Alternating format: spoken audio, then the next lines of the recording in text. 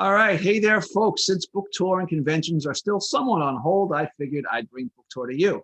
So welcome to Russ's Rockin' Rollercoaster Season 4, intriguing interviews with creative minds. With us tonight is my pal, Geoffrey Thorne, the writer-creator of Mosaic for Marvel Comics, Prodigal for Genre 19, and writer of Green Lantern for DC Comics. He was also the head writer and showrunner of Marvel's Avengers, Black Panther's Quest, as well as a writer-producer on such hit TV series as Leverage, Law and Order, Criminal Intent, Power, Book 2 Ghost, and Magnum PI. Jeff is also the newest member of the Crazy 8 Press Author Collective. Welcome to the Asylum. And he is the executive producer of the podcast sci-fi anthology series, Geoffrey Thorne's Dreamnasium. Welcome, Jeff. Well, thank you very much for all of that. Wow. Right. Once you're in the asylum, we never let you out. All right. Just a heads up to the folks at home. Feel free to send me notes or questions you have for me or Jeff in the chat box during the show, and we'll get to a few at the end. Okay. As we always do, we'll start at the beginning. Jeff, so where were you born? Where'd you grow up? Quiet as it's kept. I was born in a small town in West Virginia. I grew up all over the place, but I guess mostly in Washington, D.C. People think I was born there because I spent most of my early childhood there. And I lived all over the place. Like where? Africa, Switzerland, California. Whoa. You're skipping over the good stuff. Okay. So when were you in Africa? When I was a young man in my tweens, I guess, my dad, who was kind of a maniac, did a sort of a Mosquito Coast move. And me and my brother got bundled off to Southern Africa with him. And we lived there for a few years, and then we came home. Hold on. You start saying Mosquito Coast, you got my ears perked up. Wait a second. So hold on a second. So where at the time before you left, where were you in the States? Were you in DC? Well, my parents got divorced. My Right. dad had a sort of pre-midlife freak out. And so it caused their marriage to end. But they were actually very good about raising us as a unit. So there was no like playing the parent that wasn't there off against the parent that was. Right. Like they didn't like each other, but they would call each other if they thought we were playing games about that. Like, hey, did you say they could do this? No, I never said that. Of course I didn't. Okay, now you're in real trouble. Okay. Like it was that kind of thing. So what was the impetus for your dad to pick you up? Why? I mean, you could go anywhere in the world. Well, why there? Well, it's interesting. We drove across country with him. We ended up in California. He'd set up out here. We were in Berkeley, not LA, where I live now. And he was just doing a lot of different stuff, I guess, trying to get his head together and figure out what his life was going to be. And he got two weird job offers. One was to go work on the Alaska pipeline, which I was like, why would anyone even ask you to do? What can you do that can contribute to that? And it's like, whatever, I got the job offer. And so what was his profession before that? What did he do? He had come out of what's now called, I guess, Health and Human Services in DC. So he was good at setting up systems and programs. So you can sort of, it's a transferable skill. You can apply it to anyone who wants to set up something like that. So it doesn't have to be with housing and urban development. It could be, I want to set up a pipeline. I want to be able to organize all these different various groups or whatever into a single whole. People who've never met each other need to now work together. He's the guy who sort of coordinates and sets all that up. So different people he'd worked with in the past were in these different fields now, and they're like, hey, I remember this great guy who's good at this. Come to Alaska and work on a pipeline with us, or come to this little country in Southern Africa called Lesotho, and we're going to be doing we're going to be setting up construction of schools and roads and things like that, and we'd love to have someone with your organizational skills to come do that. And so he put it to me and my brother. And between you and your brother, who's the oldest? I'm the oldest. Okay. And how much? What's the age difference? By 2 years, just 2 years. He's just a couple of years. And how old were you at the time that you left? Oh Christ, I don't know, 11, 10, yeah. And he's like, so I can do either one of these things, and I don't care. If you guys want to come, what's your input? What would you like to do? And I was like, it's freaking cold in Alaska. There's no freaking way I'm going to Alaska. I barely like winter down here. There's no way I'm going up there. Right. And he's like, all right, I guess Africa it is. and we trundled off to Africa, and we And your lived there mom was for a okay. long time. And your mom was Oh, okay hell with no. this? She was not okay with this at all. She was extremely pissed off about the whole situation. We were only supposed to be gone for a summer to come back to DC. Right. And then this came up. So, but you're not going to tell your kids they can't go to Africa. Like, Right. when are you going to get a chance? Right. Like that? Did your either side of, your mom's side or your dad's side of the family was their heritage from Africa? Nope. No. Nope. It was just something to do, something interesting to do. And we did that, and it was great. And this was interesting. You said Southern Africa? I'm sorry. Yeah. Right. Well, Lesotho is a small country. It's about the size of, I guess, a little bit bigger than Maryland. Okay. And it's completely surrounded by South Africa. So this was in the let's see. So early 80s. Early 80s. Yeah. Right. So we lived there. It's a very mountainous country. It's not like what you would think when you say Africa. It's much more, in terms of climate, it's much more like Vermont. Really? Yeah, ironically, it got cold as hell in the winter. Oh, jeez. So, like, because of the elevation. So it's very high. It's like Rocky Mountains. I'm sorry, so, what? Tell me that. Lesotho. Lesotho. Lesotho. I never heard of that. Huh. No one has. It's tiny. It's tiny. Did you guys, so what was it like for you? Like, did you go to school? Were you building? Yeah, we went to British style school, which was different. We had to wear uniforms, and it was a whole thing. But what was interesting about it, looking back, I didn't have this perspective then, but you're learning about world history from a non-American perspective, right? From a British perspective. So that was one thing. Two, everybody there is Black. Like, the country's a Black country. Right. So I was just an American. I was not a Black American. From their point of view, I was just an American. So it's sort of in those weird formative years between like 11 and 14. Mm-hmm. 11 and 14, roughly 13, I guess, 11 and 13, where you're sort of getting acclimated to be a young Black man in the United States. I was being acclimated as a young American man somewhere. So when I came back to the States, I was a slightly different kind of Black guy than the other Black guys were used to. And I was a very different kind of Black guy than a lot of the white guys were used to, because I didn't get mad at the right stuff, and I wasn't interested in the right stuff. And it was actually kind of freeing in a lot of ways. I got to just be me. I didn't have to be group affiliated. So talk to me about that. So what do you mean that you didn't get mad about the right stuff? Like, what? Give me an example. Well, I'm trying to think. When I got back, there's a lot of, like, you're going into high school and late middle school, so people are sort of squatting up. There's the cool kids, there's the nerdy kids. Right. Depending on the size of your high school, there's the Black kids, there's the Asian kids. Like, the lunchroom is self-segregates, right, according to these things. But I had no mind of that, because I've been hanging out in an expatriate community where, the actual Japanese kid and the actual Bangladeshi kid are hanging out with the German kid because they all like the same crap, not because of their ethnicities or anything like that. Right. But I would make friends with people in my supposed official group were like, what are you hanging out with them for? Or people would sometimes say things that were meant to be insulting, but I'd have to have it explained to me. Like, why are you guys mad and I'm not mad? They make some joke about, playing football or, relative intelligence or something, but they do it in a colloquial way, which I didn't know any of the local phraseology because I hadn't grown up like that. Right. So, or at least I hadn't hit that period of life like that. I didn't do drugs because it wasn't a thing where I was. It just never came up. So everybody else was getting high and stuff. And I was like, that seems dumb. I'm not going to be doing that with you. Not like I'm fine with you doing it, right? But I never got pulled into that kind of stuff. And I didn't have the sports addiction that all boys go through, because the only sport we played was soccer. Right. And I didn't really care about soccer. So I didn't really care about sports when we came back. Right. I wasn't nerdy enough to be pushed into the geek category. Right. Like, I was physically fit enough to do PE, but I didn't want to be on any of the teams.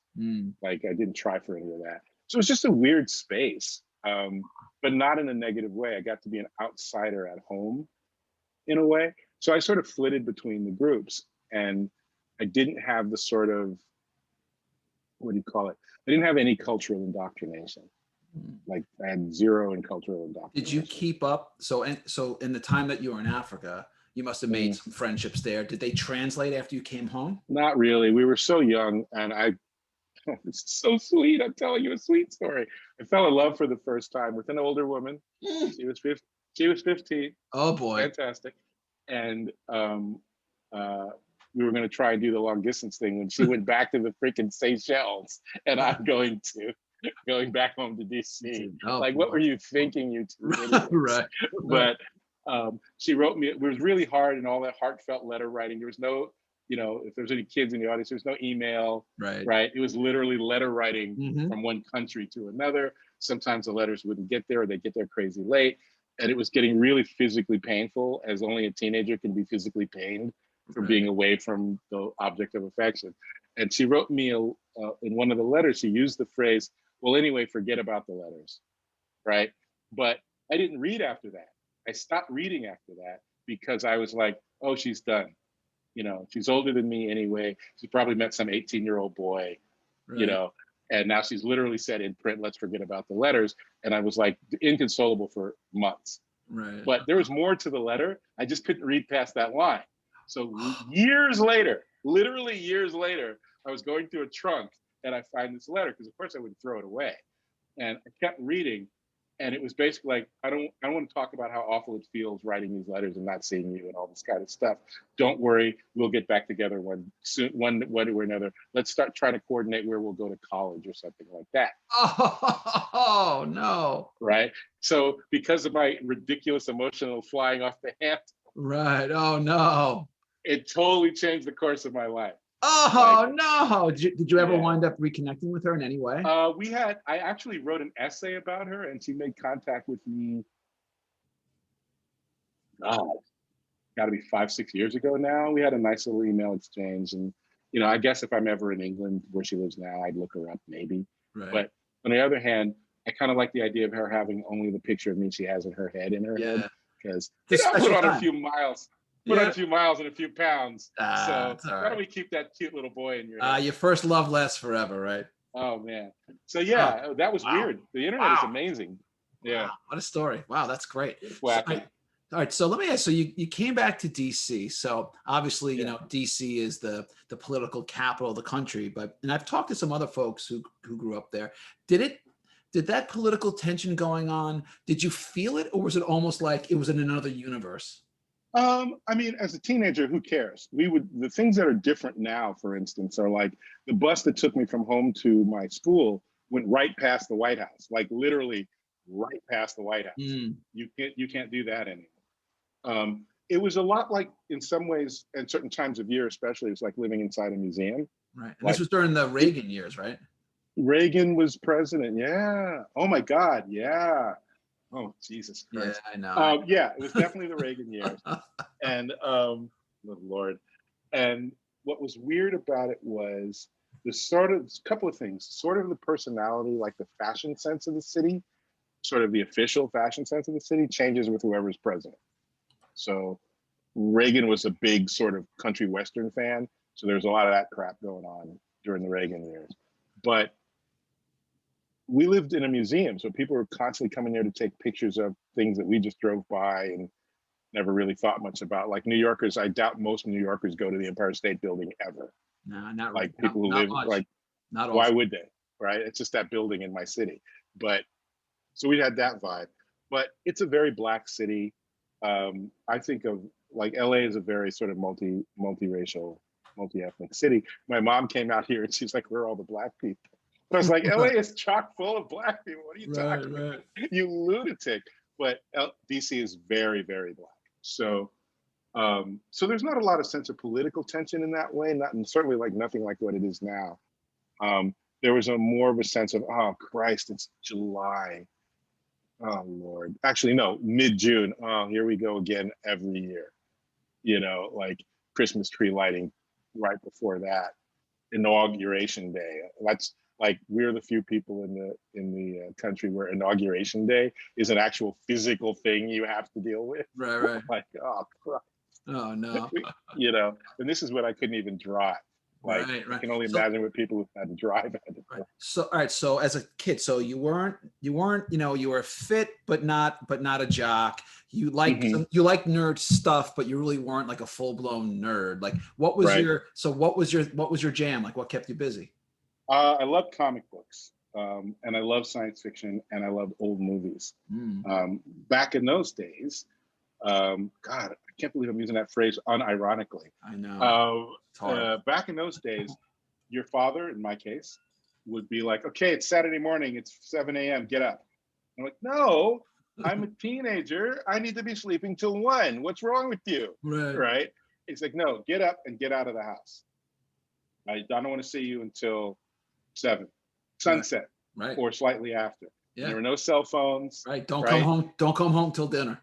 But Right. Here's a bunch right. of money. I don't want to see you till dinner or after, depending on the day. Do Right. whatever the hell you want. Here's $20. Go.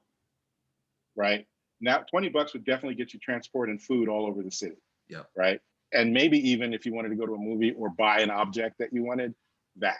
So I was just kicked out into the city all the time. And I ended up at this one theater called the Biograph that only showed old movies from the 30s and 40s. Oh, I cool. would hang out there. I would hang out at the Martin Luther King Library, which is ironically right next to the right next to the FBI building. Hmm. The J. Edgar Hoover FBI Hmm. building is literally next door to the Martin Luther King Library. Jeez. I was like, is this on purpose? What are you trying to pull? Right. Um, and just sort of wander around the city. It's very beautiful. It's kind of a lush place. Mhm. I lived in the Air and Space Museum. Like, I freaking lived there. Um, the and like being on the mall and on the Capitol grounds, there's just always something going on. And I was Did you just have out in it all the did time. you have a crew? Did you have like a crew who was into the same stuff too? I was younger than everybody in my high school, so there were a lot of things that they would do that I would want to do, and then I couldn't. So, like, we'd all set up to go do something, and then I'd get there, and it's like the doorman's like, "You must be high. We're not letting you in here." Like, Right. well, you let them in. Like, well, they appear to be 18 at least. You're not coming in. Right. So, right. So then I'd have to literally schlep home on the bus after all this buildup. But yeah, I had a bunch of friends. I ended up getting into the theater. So in the second half of high school, I ended up in a theater school in DC. They have like a fame type school there, and I did that for 2 years. So my cronies were basically people I was rehearsing plays with. Okay, hold on. So Uh, so there's a couple things I want to touch on here. We almost you got a little ahead of me. I'm going to go back for a second. Then I'm going to touch on the end. okay, So okay, you mentioned comic books. So as a kid, yeah. so talk to me about that. So you wake up, you're like, I want to get me some comics. What was your jam? What were you reading? By then, I was pretty much deep into the X-Men. I was a huge X-Men fan. This would have been Claremont and Byrne era, Mhm. Claremont Cockrum era. I love them probably more than anything. Legion of Superheroes for DC. I loved all of that. Mm. Justice League. I was a Spider-Man fan. I was looking through my collection. I have a lot of Spider-Man from that era. And just really, aside from those things, I did a lot of independent comics, which are now sort of considered not into. They're like considered classic or whatever, Like what? like Hellboy, Oh, ElfQuest, A yeah. Distant Soil. People who are now big comic book names. A lot of them started out with home presses. Yep. Like I know Wendy and Richard Pini did theirs out of their basement in Poughkeepsie. Like Right. they printed their whole comic in their house. Matt Wagner with Grendel and Mage. Yep. Oh, I love Um, Mage is great. oh my God. Oh my God. Have you So that was a great time. have you read the new Mage? Oh yeah. Dude, I have 50,000 of these damn things.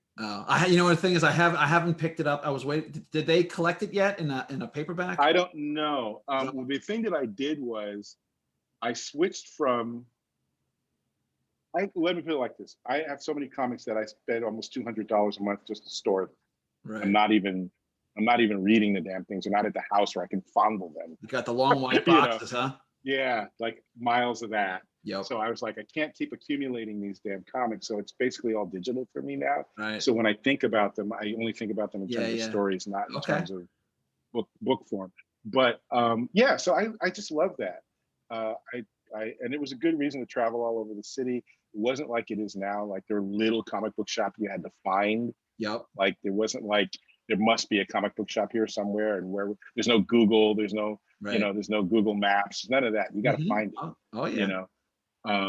And so there was always a little adventure like that. But tell me this. I mean, this is for me. I don't know how it was for you, but I remember when I got into comics, I was a little older, but it was like the thrill of the hunt, like to go to find some shop, and then like I'm looking for back issue number 27, but the guy across town doesn't have it, but they might have it, and you're going through the boxes, and you're like, it was great, like that scene from Big Bang Theory. They're like, have it, need it, have it, need it, have it. I cannot tell you how many weekends were blown on exactly that. Yeah. Right. And that's even if you start to know all the comic book shops. Like after a while, you go, okay, there's like 4 or 5 comic book shops I can get to within the time available and still get home. Yeah. Right. But then a comic book shop goes under, and you go all the way out there because there's no way to check. Right. You got to just go there, and now it's 7-Eleven. Like, oh. So let me ask some. So some years ago, so I have 2 kids. They're twins. They're a boy and a girl. They're almost 11. My ninjas. And when they were young, I was buying them all sorts of action figures, and I had duplicates of almost everything because, of course, they had to have their own, which was fine. And I remember at the time thinking that I in my mind, I was really self-aware about gender differences in comic representation. In my mind, I was. And I remember seeing all these action figures laid out, and my daughter she loved Thor, and she loved Iron Man and Hulk. And I was looking at it, and I'm like, there's Wonder Woman. It was really, I found a little Black Widow because they didn't have the big size, not in big size. Right. You couldn't, and then it was like that aha moment. I'm like, wow, there's not that. So for you, was there a moment where you're like, wow, there's not a lot of Black superheroes, or did it just like not affect you? Or did not think about it? Well, you'll love this because my dad's the one who got me into that. Right. 2 things that my dad did that's possibly screwed up my childhood if I had gone into any other profession. Like 2 things. One thing they used to do in DC was a thing called the Big Broadcast, which was on Fridays in the late afternoon, like I guess around the end of the news, let's say 6, 5 o'clock, something like that. They would switch over whatever this local PBS station was called to 1940s, 1930s, 1950s radio. And it was everything that would have been on the air, on the radio, commercials, everything from Friday night to Monday morning at 5 a.m. Mm-hmm.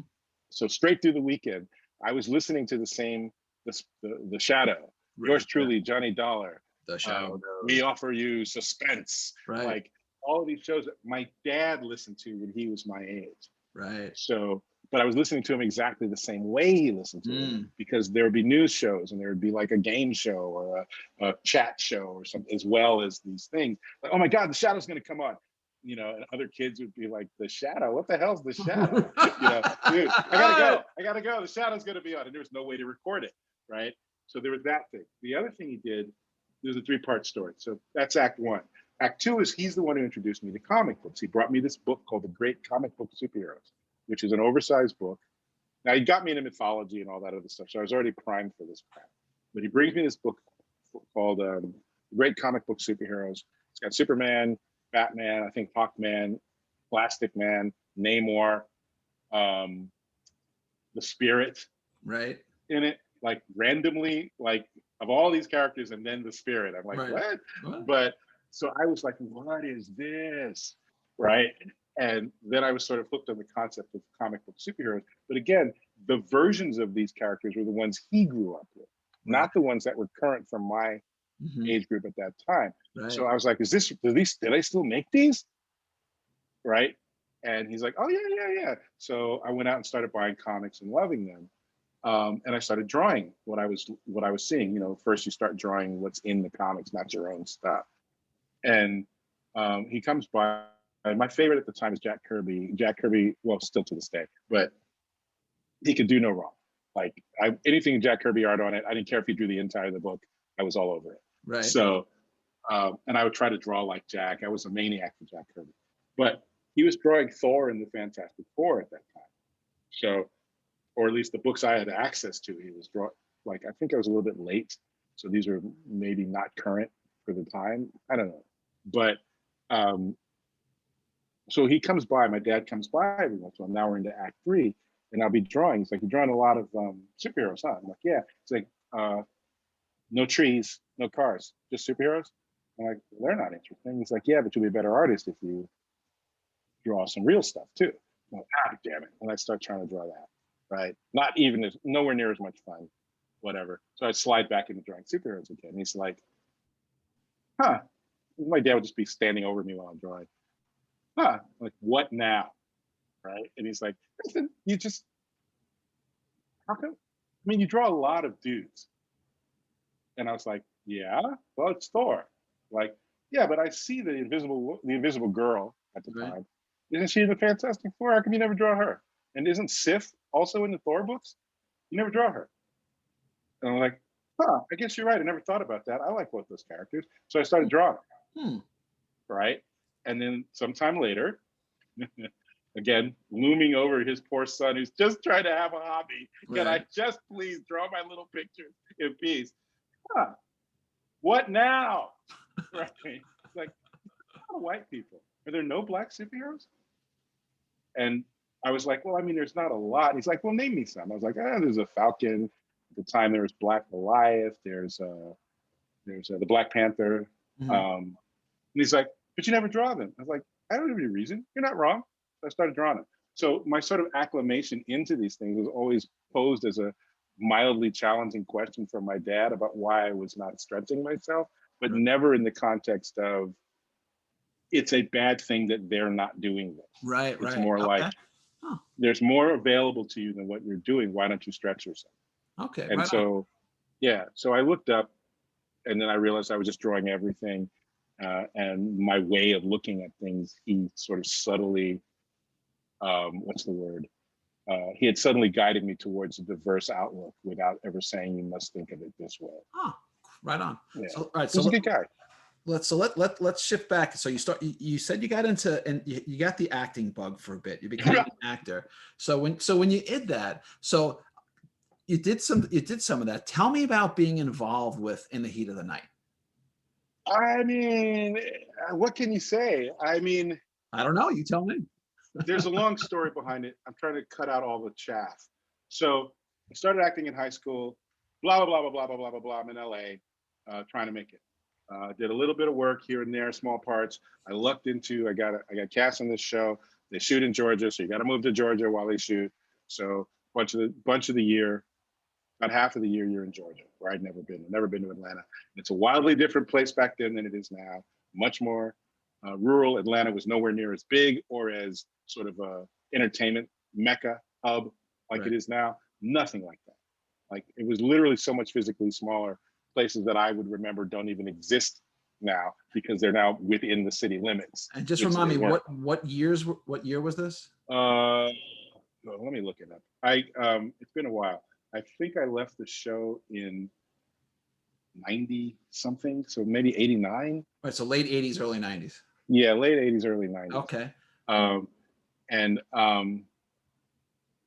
might have the dates wrong. It's been it's been a long time. Okay. So But I mean, Carol O'Connor's a huge cultural icon. yeah. So he's the lead. Howard Rollins is probably not as broad spectrum icon from America on the whole, but among Black people, holy crap, Yeah. He was the right? man. He was a man. So working on the show was a huge sort of power up for my career. Yeah. I was number number 5 on the call sheet, which mean I'm in the top 10 of the leads on the show, Right. number 4 or 5. And they were great mentors. They worked in completely different styles. Um, Howard was more methody, and Carol was more sort of English style, where they just sort of learn the words and adopt a persona and go. And I know all my British friends are going to come fucking murder me, but yeah, it was a trip. I mean, the best thing about it and the worst thing about it was everywhere that was not Los Angeles while the show was on, I was a big star.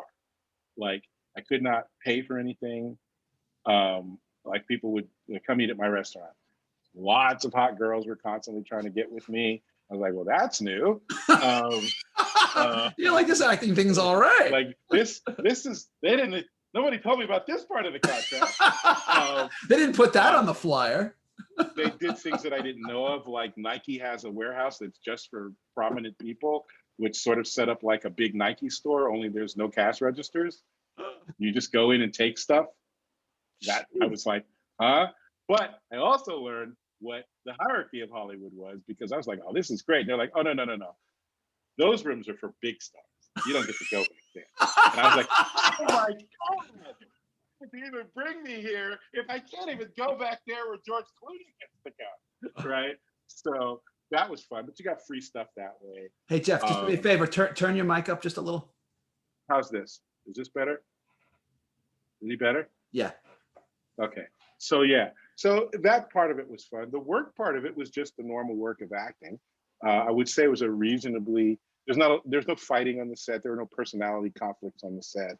So there's none of that kind of crap going on. So what was it weird to see, like, so you're standing next to Archie Bunker, right? Who is weird. Which is a totally, you know, he's an iconic character and he was a huge star. And now he's this completely different character. Yeah. Oh, and he's a completely different person than anybody expected him to be. Like, he is much more like, if you've ever seen an old movie, like from the 70s, whatever, and there's like the tough Irish police captain. Right. That's what he's like. That's what Carol was like. Carol was that dude. We all called him Pops. Nobody called him Carol. And this is how tough Carol was. When I started on the show, I came in on season 2 because they revamped the show and they let some actors go and they're bringing in some new people. Right. You know, they make you take a company physical for these types of things. Right. Because there's huge insurance on all the lead actors.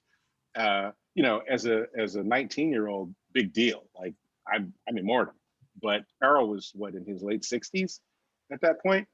So they had him do one twice a season just to be sure. Right. And, you know, he's a little overweight. You know, he was in his cups a little bit when it was off-duty time, and he liked his Italian food, you know. So he was a little bit heavier than he probably should have been. So he goes in one day for the traditional, and he's passing these physicals, by the way. It's not like there's a problem. Right. So he goes in for one physical. He's off that day while we were shooting, and then we get this call. Carol's not going to be coming back, not to the show, but he's not coming back today. We're like, what? We're like, we don't know, but the doctor's holding him. They're going to do something. They're going to do some more tests. And we're like, oh, great.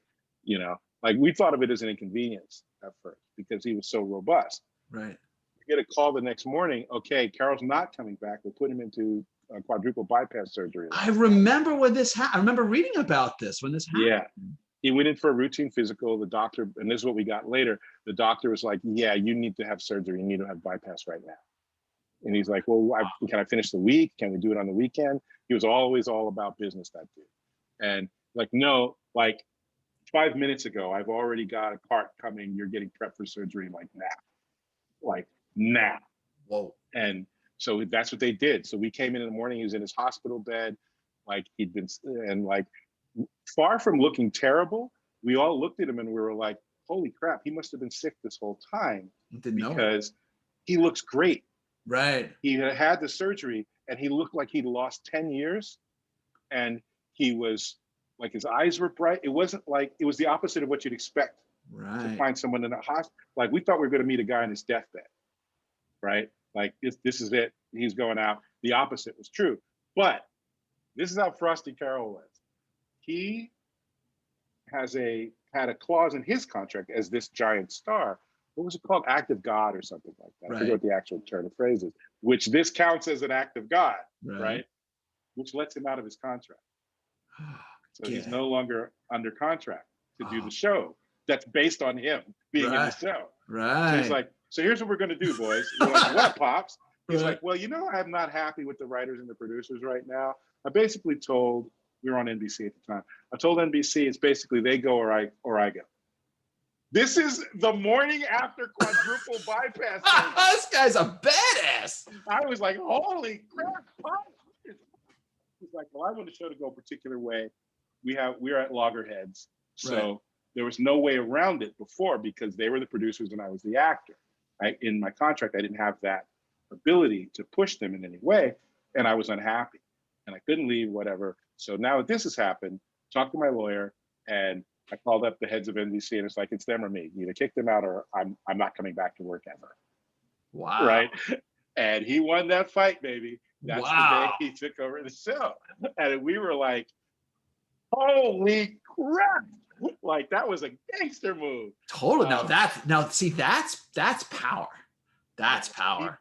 And knowing how the system works. Yeah. Like, he had to know what his weight was and what he could get away with. Right. Because we had Jodan Baker came in to replace him while he was recovering from the surgery. We did, I think, 2 or 3 episodes with Jodan Baker as this other character. We didn't replace him as that character. We brought in this other police guy who came in. And I think that was the network saying, you can be replaced. Right. But I think we took a ratings dip. Yeah, I think we took a ratings dip. And she's like, can I be replaced though? Can I really be replaced? Can I really? I don't think so. You know, so Jodan Baker's character got killed in the woods, and Pops was back in the saddle. Pops was back. All right. No I love it. So that's the kind of stuff that we would talk about. Like, the actual day-to-day of the acting was just acting. Right. Like, no different than anything else. It was fun. I made some good friends there. We're still friends with David Hart, who played Parker on the show. Alan Autry went on to a political career in Fresno. And Anne-Marie and I sort of bump into each other from time to time. I haven't seen her in a couple of years now, but we used to bump into each other a lot when we were both more active out in the world. And obviously there were tragedies. Three of us are dead now. 4, if you count Lois, are dead from unpleasantness, not from natural causes. And that's no good. But, you know, it was a good time in my life, and it taught me a lot about what the business is like and what people can be like. And it was fun being sort of, anyway. So from there, so let's stick with TV for a bit. So we still got a lot to get to and not a lot of time to go. So how did you transition ultimately? Talk to me about from there, getting yourself to become a writer on Leverage, which I'm actually in the middle of, which I'm in the middle of rewatching right now, in fact. Oh, well, yeah. Leverage is my jam. Yes. Love it. Well, there's a very long story, which I'm sure we don't have time for, but basically I quit acting and my life went to hell for a few years. I couldn't get arrested. I thought I was going to go be this big writer, not a big writer, but an employed writer. That did not work out for like 3 or 4 years. My wife suggested I start writing prose because I wasn't getting anything in Hollywood at all. And I started winning contests and selling short stories, and I ended up doing a bunch of Star Trek books. And then all of a sudden, Hollywood started taking me seriously. So blah, blah, blah, blah, blah, blah, blah, blah. I ended up as a partner, as part of a writing team on Criminal Intent. My writing partner had a sort of an in where we could get a script to a big time producer in the Dick Wolf Company without needing an agent to do it for us. And that he would definitely read a script, and she had an idea for a pilot. So we wrote it. The guy read it. It's like, we're not making this crazy show. We're not doing this. But would you like to be our staff writers on Criminal Intent next season? I was like, hell yeah. Hell yeah. So she was like, I don't know. And I was like, are you high? What do you mean? Right? But I was like not living, wasn't making that much money at the various jobs I was doing to stay afloat. She had a very nice job and a daughter to think about. Right. And when you work in Hollywood, every time you see a writing team, Hollywood pays them as an individual writer. Right. They're treated as if they're one person. So the same salary that one person was getting is now split between 2 people. Now, they're not bad salaries. Right. There's nothing to sneer at, certainly by normal industry standards. They're great. But if you have a daughter and a house, you're splitting it with some dude who's just living in an apartment with his girlfriend. Right. That's a huge life upgrade for me. But her job, it might have been a salary downgrade. Right. So she had to consider it. So ultimately, I was living on her front doorstep, begging her to please take the job. And she said, yeah, all right, fine. So we did it. We were a terrible writing team. We'd only gotten together for the purpose of selling that pilot. Right. And we had never really written together. So never do that. Don't be a fake writing team. Right. We got fired. I had tried to get on Leverage the first 2 seasons. John Rogers had read my stuff. They said they wanted me, but I had no credits that Hollywood cared about. Right. So the guys above them, Dean Devlin and the studio guy, the network guys, were like, you don't know this guy. We're not giving it. No, no, no. And John, who's a very nice man, had taken me out to lunch at the beginning of season 3 to say, nope, you're not getting on this season either. But he took me out to this really beautiful lunch to tell me. So I was like, thank you for the food. What's that? Not on the show. That's fine. Can I have some more of that? That's great. Yeah, extra cheese. Come on, keep it going. Like, can I get more of that? What is that? Fromage? You call it fromage? Bring it, bring it. Right. So then we get fired off the show, and I was like, okay. And my agent at the time, he was like, "We'll call your friend at Leverage, and see if they've got space for you." And I'm like, he just took me out to tell me there's no space, like 2 months ago. It's like, well, then you got nothing to lose. And I'm like, aren't you my agent? Why aren't you doing this? Right. So I emailed John. Long version of story is not going to be told here. But about a week and a half later, he sends me an email back that says, all right, call your agent, which that's it. Didn't say what the job was. It could have been writer's assistant. It could have been craft services. It could have been anything, right? And then I hit my agent up and I'm like, so what? He told me to call you. He's like, yeah, they want you to come in. Apparently a producer left. And no, they have money to hire 2 junior writers. That's how much the producer was making. Right. And they want you to be one of them. But I'm just sort of working out, details. And I'm like, excuse me, are you negotiating with them right now? And my agent was like, yeah, I'm trying to, maybe get you a higher credit. Get you, I'm like, la. Just say yes. Whatever they ask for, say yes. Just say yes. You're not saying yes. I want to hear you say, I'm going to say yes, right? He's like, but Jeff, I'm like, if you try to negotiate even 1 penny more than they're offering, you're fired. You better tell them yes right now. Right.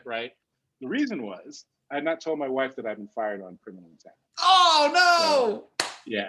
So I had been going to work at what's his name from the Tennessee Williams play, as if I'd been going to work every day, and it was Christmas time, and I didn't want her Christmas to be, oh crap, he got fired off of his first big giant job. Right. What's going to happen? What will happen to him? No. Right. So it's like a movie. It was like Christmas time. And I've been just pretending to go to work I was going to work. All right. But so you get on the show for how many, how long were you on the show? 3 seasons. So my last day of criminal intent was Friday. The following Monday, I go to work on Leverage, and I stayed till the end of Leverage version 1. Wow. 3 seasons. So yeah, it was great. So when you were there, was it an issue where you writing scripts on your own? Were you co-writing? Were you what was your role? The way it worked, John runs his shows like a teaching hospital. So I was probably the most junior writer there, even though he knew I could do it. I had actually sold them a story with option to buy, sort of like the Star Trek thing. And they had held on to the story. They hadn't made it. Right. They had just bought it. So my first script for Leverage was actually something I sold them as a freelancer 2 years prior. But the way the room was working is there's a bunch of writers in a room. John's at one end of the table. Chris Downey's at the other end of the table. Some people have pitches of their own ideas. Right. Here's a story I'd like to tell. We tell it to the bosses. If they think it's sound, they tell you to go write it, write an outline for that. If they think it needs work, then they say, okay, we're going to give it to the room, which is all the other writers get to chime in on what the story should be, the story you came up with. And then it turns into something completely else, and then you go write that. Okay. But the way he ran the room, and I produced his room this way, was aside from him and Chris, who were the big bosses, Chris Downey, no matter what your actual rank was, you could be a co-executive producer, you could be a supervising producer, you could be a lowly staff writer. Best idea wins. Right. Best take wins. Best solution wins. There was no sense of hierarchy there because the clear hierarchy was the 2 bosses were the bosses. Everything under them didn't matter. Right. Right. So we all got to do as much as we thought we could handle. I produced episodes that weren't my own from time to time. I co-wrote things uncredited because sometimes you got to jump on a script that needs work fast. And they're like, who's available? Jeff, you do it. Like that kind of thing. And I got a crash course. I learned more in the first season, my first season on Leverage, than I learned in 6 years of being in the theater and at college. Did you have, the characters are it's a great show. It's part Ocean's 11, part Mission Impossible, part Equalizer, So did you have your own, your favorite characters? Did you like them all the same? Parker. She's great. Yeah, I love thieves in general. I always like to write about thieves. Yeah. And if there's a lethal, cute female thief, that's kind of like dead center of my wheelhouse. That's it. You're hooked, So right? yeah, I'm like, all you have to do is not be bad now, and even Right. then, I'll probably watch it.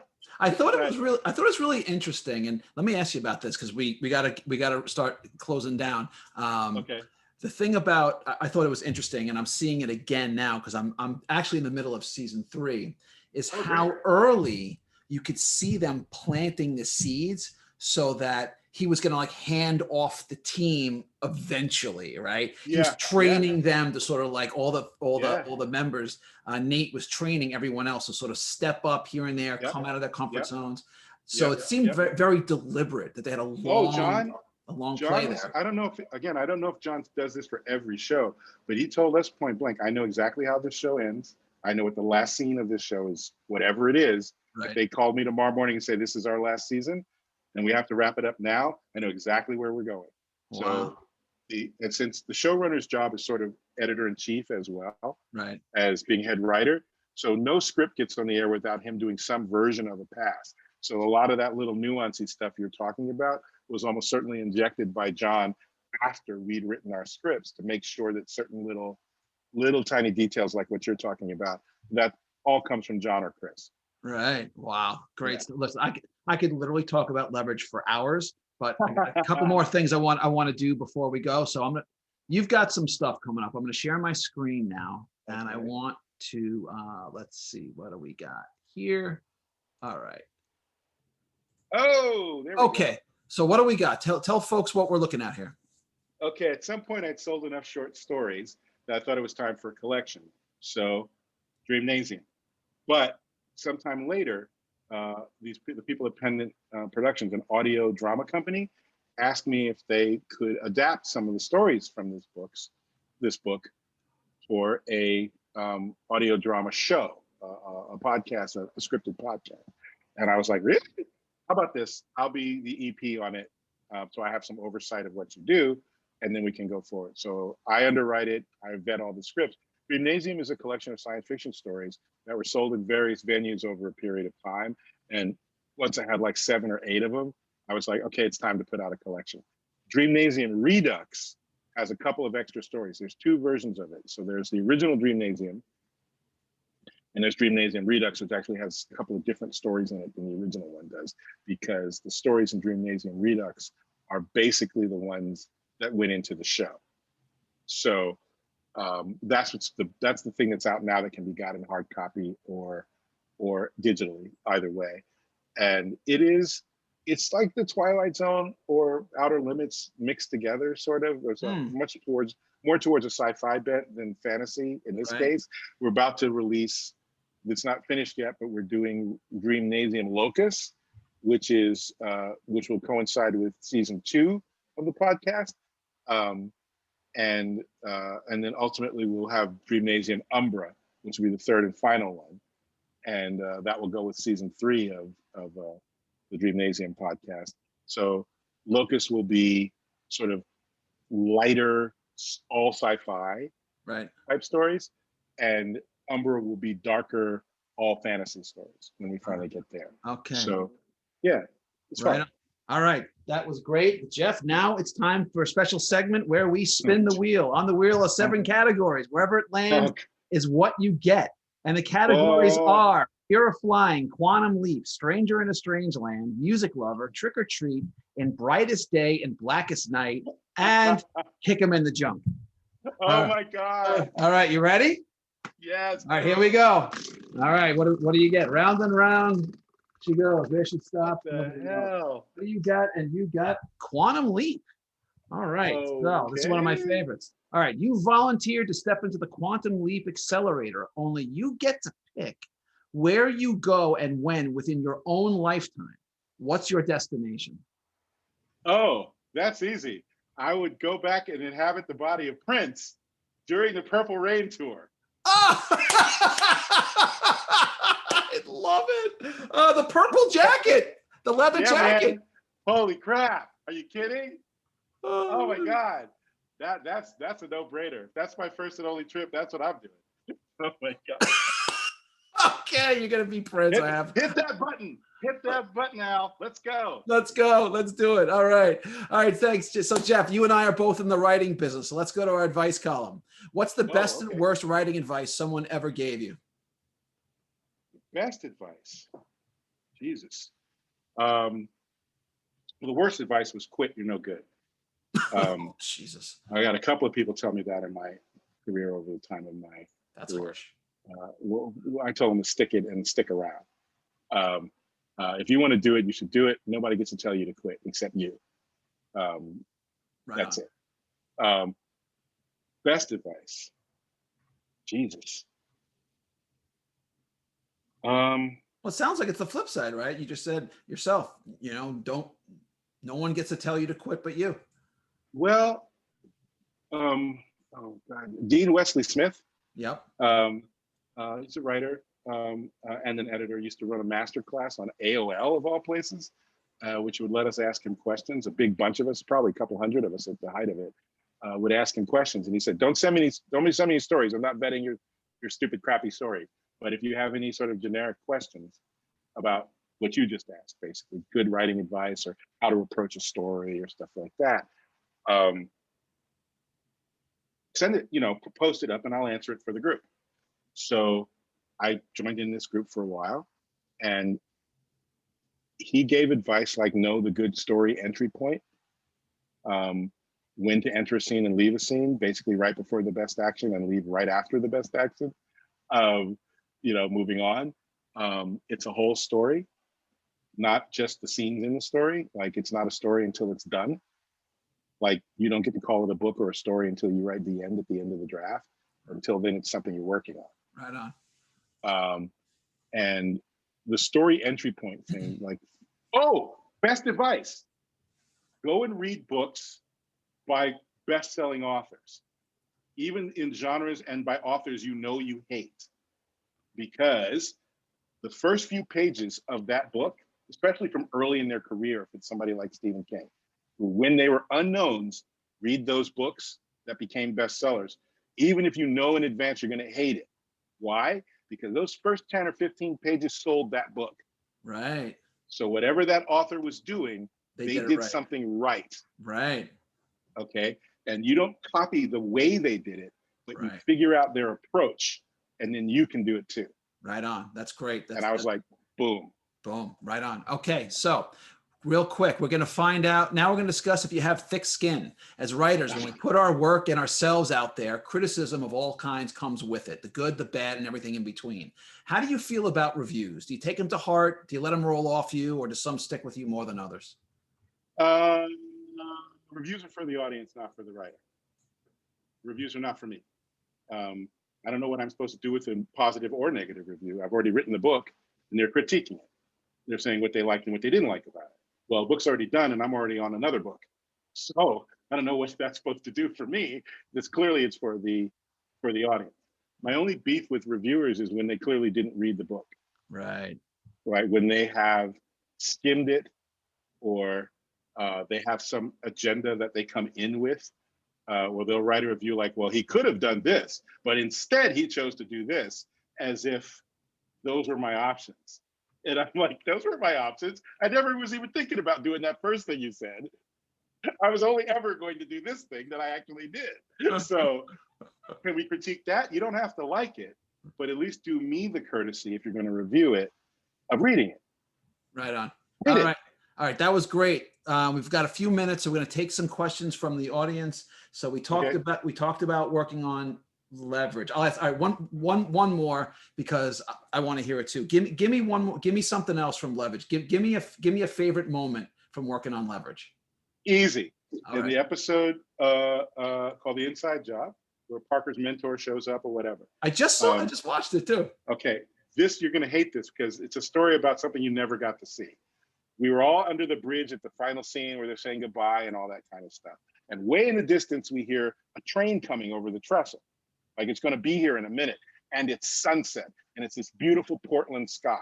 And everyone's like, if we time this right. And we'd already wrapped. We were wrapping. Like, okay, everything's great. Thank you, Mr. Chamberlain. It was wonderful working with you. Beth, as always, a genius. thank you guys for my first show, all of that crap. Everybody's getting ready to go have dinner, whatever.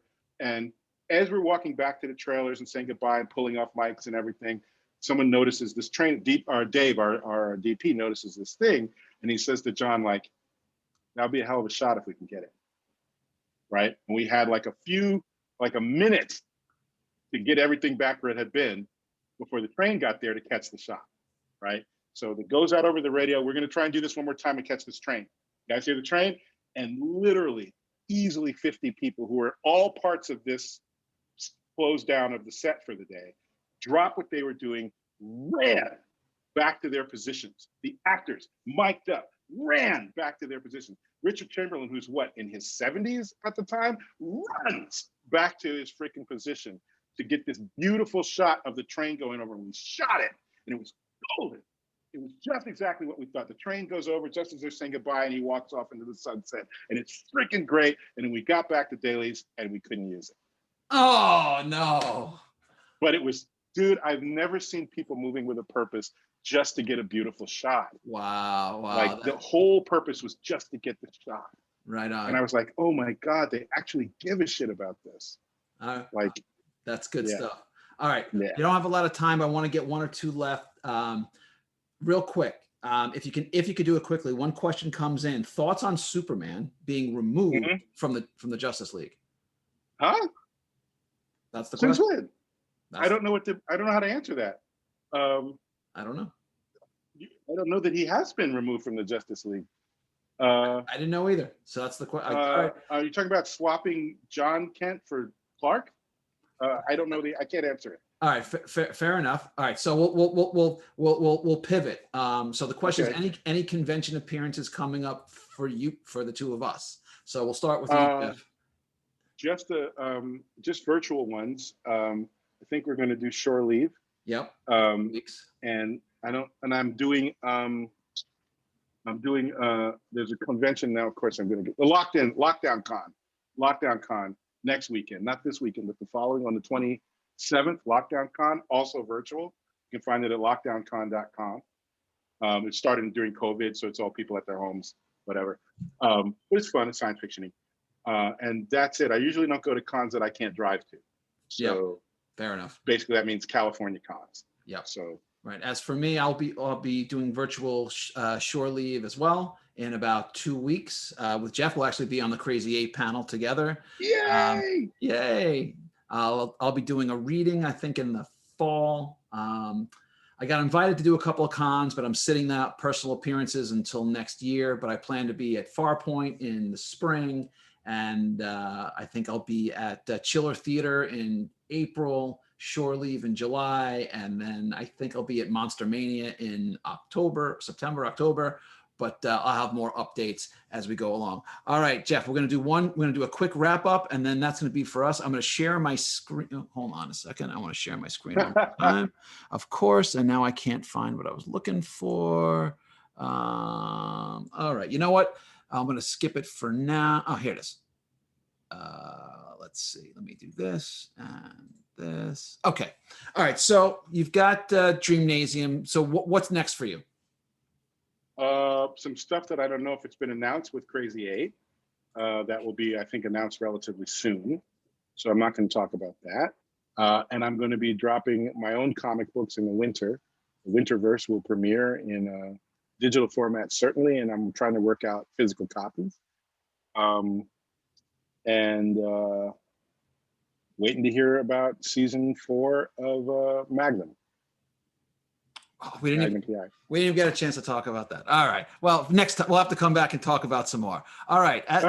And as for me, if you're up for a little Blade Runner style sci-fi with your crime and mystery, I'll encourage you to check out my sci-fi noir Crackle and Fire, featuring my hard-boiled intergalactic private eye Angela Hardwick, who was hired to find a missing intern with stolen corporate files, but soon finds herself tackling with dueling gangsters, hostile protesters, and a madman from Earth with galactic ambitions of his own. Crackle and Fire is available on Amazon and is published by Crazy 8 Press. And the follow-up to Crackle and Fire will be out this September. Title and cover reveal coming out in just a few weeks. All right, Jeff, thanks so much for coming on the show. This was absolutely great. Thank you. Thank you. I love it. It was a blast, and I want to thank everyone who's been watching. This was a great hour. I'll be on vacation next week, but I will be back July 7th to kick off my final batch of shows for the summer. Until then, take care. Thanks a lot, guys. Bye. All right, great to see you.